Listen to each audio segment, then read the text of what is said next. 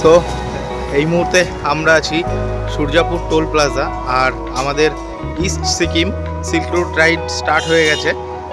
আর এখানে রয়েছে বাইকের পুরো লাইন আপ।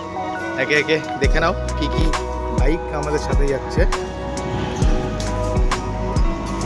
ফার্স্ট রয়েছে একটা এক্সপালস 204V, এটা অভিজ্ঞান। তারপরে রয়েছে একটা হিমালয়ান 411, এটা চালাচ্ছে মৃগাঙ্কদা। একটা আছে হন্ডা হাইনেস। তারপরে আছে একটা মিটিওর 350। পিছনে রয়েছে অ্যাডভেঞ্চার 390। তার পিছনে ডমিনার 400। তারপরে আমার এক্সপালস 204V। তারপরে আরেকটা অ্যাডভেঞ্চার 390। পরে রয়েছে একটা হিমালয়ান 411,